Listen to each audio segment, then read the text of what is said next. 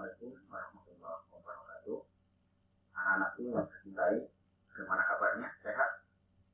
Mudah-mudahan alhamdulillah sehat, terhindar dari COVID-19 ya. Dan mari kita belajar kembali di matematika. Kali ini saya akan menjelaskan tentang metrik. Ya, jadi kali ini saya akan menjelaskan tentang metrik. Pembelajaran kita terkait dengan metrik, gitu ya, itu belajar tentang mendeskripsikan macam-macam metrik. Terus kemudian yang kita pelajari adalah unsur dan notasinya. Yang kedua nanti akan membedakan menurut jenis dan relasinya. Ya. Nah, saya mulai aja langsung, biar cepat ya, biar nanti Anda bisa memahaminya dengan baik. Yang pertama, saya mulai dengan pengertian metrik. Metrik adalah susunan bilangan-bilangan yang terdiri dari baris dan kolom. Nah, yang harus Anda pahami adalah baris dan kolom. Itulah metrik. Kemudian, masing-masing baris dan kolom itu, ini nanti disebut dengan entry atau elemen. Nah, ukuran metrik itu disebut dengan ordo. Yang di sana nanti berapa jumlah barisnya dikalikan dengan berapa jumlah kolomnya. Ya.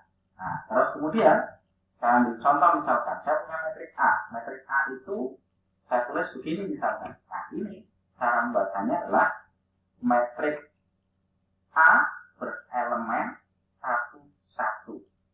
Ini elemennya A, 1, 2. Begitu seterusnya sampai dengan metriknya tersebut. Kita lanjutkan. Kalau misal di sana tertulis dengan yang lainnya, nah, macam ini misalkan, maka ini dibaca elemen A, 2, 1. Elemen A, 2, 2. Begitu seterusnya ya. Sampai dengan nanti seberapa banyak baris dan kolom yang ada. Nah, sekarang saya tandai. Ini yang saya tandai, itu nanti disebut dengan baris. Jadi seluruhnya, dari kiri ke kanan, semuanya, itu dihitung dengan sebutan baris. Kemudian, kalau yang saya tandai semacam ini, dari atas ke bawah, inilah yang disebut dengan kolom. Maka bisa dinotasikan metrik ini saya tulis dengan begini. Metrik A itu mempunyai elemen A, Anda tulis bisa I, J. Nah, kemudian yang berikutnya kalau mau menulis elemennya adalah, ya berarti metrik A punya elemen I, J. Nah, maka IJ itu apa? IJ itu adalah ordo metrik A. M kalikan N. Ini yang terakhir, M kalikan N. Ya. Nah, inilah yang disebut dengan ordo, baris kali kolom. Lanjut, yang berikutnya lagi, sekarang macam-macam metrik. Yang pertama, itu ada metrik baris. Apa pengertiannya? Metrik baris yang hanya terdiri dari satu baris saja. Contohnya, saya punya metrik A misalkan, 1 kali 2. Maknanya, ini adalah barisnya ada 1, kolomnya ada 2. Elemen baris pertama, kolom pertama itu ada angka 2. Elemen baris pertama, kolom kedua ada 5. Contoh yang kedua misalkan. Itu ada B 1 kali 3. Nah, ini elemennya ada 3. Kolom. Ya, kolomnya ada 3, barisnya ada 1. Lanjut yang C. Nah, saya tulis semacam ini, 1 kali 4. Contoh-contoh yang lain masih banyak. Lanjut, yang kedua sekarang. Metrik kolom. Apa itu metrik kolom? Metrik kolom adalah metrik yang hanya terdiri dari satu kolom saja. Contoh, saya tulis di sini ada P2 kali 1. Maknanya adalah dia mempunyai 2 baris. Nah, ini 2 baris, tapi 1 kolom. Nah, lanjut, contoh yang berikutnya metrik Q 3 kali 1. Ini juga sama, punya 3 baris, 1 kolom. Lanjut lagi, metrik yang berikutnya ada metrik persegi. Apa itu metrik persegi? Metrik persegi atau tujuh sangkal adalah metrik yang jumlah baris dan kolomnya sama. Contohnya begini. Saya tulis A 3 kali 3. Nah, ini contoh-contohnya. Nah, kalau ternyata nanti di diagonal utama, ini namanya diagonal utama, pada metrik persegi itu, ya, yang berada di tengah,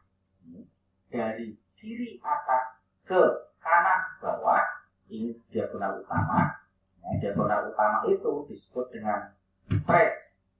Nah, trace itu kalau mau dicari nilainya ya berarti 1 tambah 2 tambah 3 seterusnya. Tidak usah dicari juga nggak apa-apa, yang kita gunakan saja. Nah, trace terdiri dari metrik yang jumlahan elemen-elemen diagonal utama.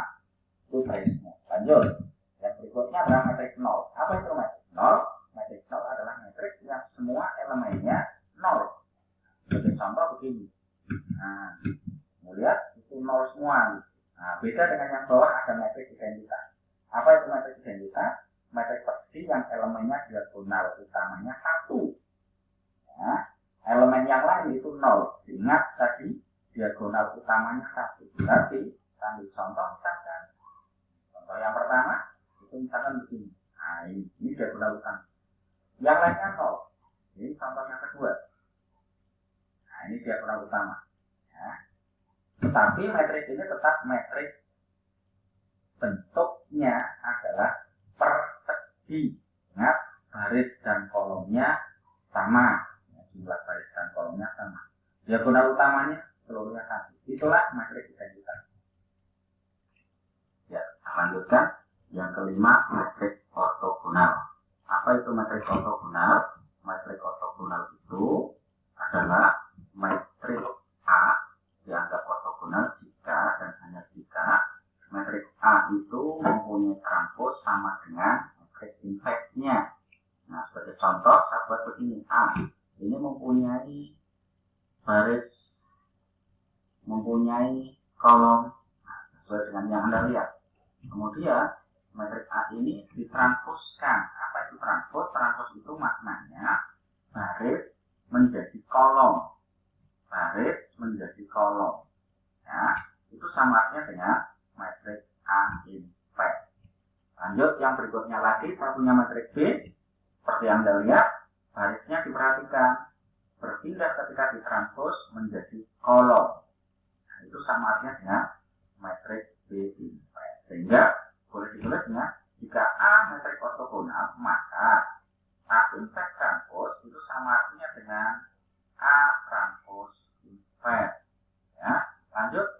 Nah, ini metrik transpos. Kalau Anda ingin lebih paham tentang bagaimana metrik transpos itu, perhatikan A semacam ini adanya, kemudian ditranspos, ya, maka menjadi begini. Ini punya 2 baris, 4 kolom, dan ketika ditranspos menjadi 4 baris, 2 kolom. Nah, lanjut, yang berikutnya sehingga bisa didefinisikan sebagai transpos metrik A adalah perubahan posisi elemen baris pada metrik A menjadi elemen kolom. Secara matematis, ini penulisan. Lanjut, yang berikutnya lagi, maka yang perlu diperhatikan jika metrik A itu mempunyai ordo n kalikan n, maka metrik transposnya berarti n kali n. Ya, lanjut, yang berikutnya lagi. Nah, sifat-sifat transpos sangat banyak sekali. Salah satunya adalah transpos dari metrik A transpos adalah A transpos ditranspos lagi itu menjadi metrik semula. Nah, sehingga bisa ditulis begini. Contoh, kalau saya punya metrik semacam ini adanya, ya, kemudian saya transpos metrik itu, maka menjadi begini. Kalau ini ditranspos lagi, maka dia akan berubah menjadi seperti semula. Nah, perhatikan, ini metrik mula-mula, ini setelah ditranspos, ini kembali ke semula karena ditranspos lagi. Ini yang pertama. Sifat yang kedua, nah, dalam kurung A plus B ditranspos itu sama dengan A transpos ditambah dengan B transpos. Contohnya begini, kalau saya punya metrik A ditambah B kemudian saya transpos, itu sama aja dengan A plus B transpos, gitu ya. Hingga bisa ditulis dengan A transpos itu plus B transpos. Contohnya banyak sekali. Lanjut, yang berikutnya lagi. Ini, kalau ada semacam ini, sifat yang ketiga, dalam kurung K, itu adalah skala, kalikan dengan metrik A, kemudian ditranspos, maka boleh ditulis dengan skala kalikan metrik A transpos. Ya. Lanjut, maka contohnya K kalikan A, itu sama artinya ketika ini mau dibuat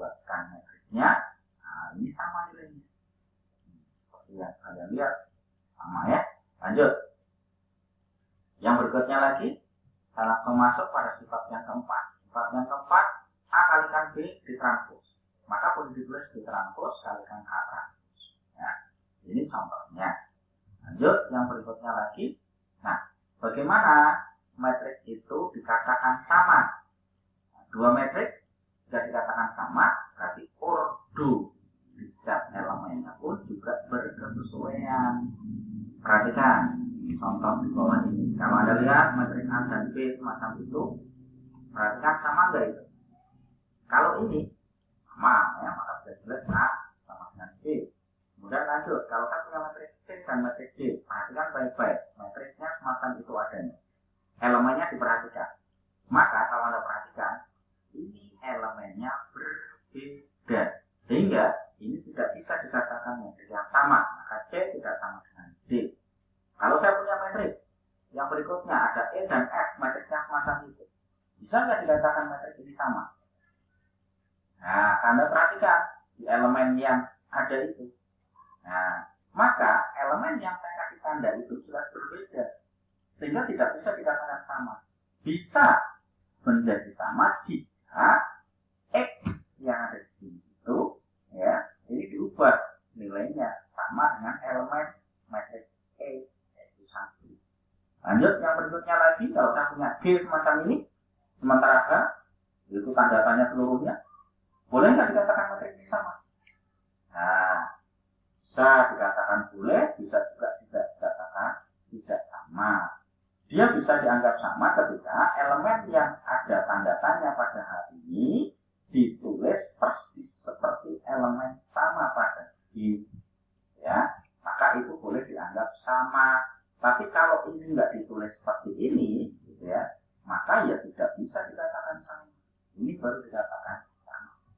Lanjut, yang metrik berikutnya, macam-macamnya yang keenam adalah simetri. Metrik simetri itu Anda perhatikan ya, contohnya semacam itu adanya. Nah, sehingga metrik simetri itu bisa dimaknai sebagai simetris jika dan hanya jika metrik A itu sama artinya dengan metrik transpos A. Contohnya begini.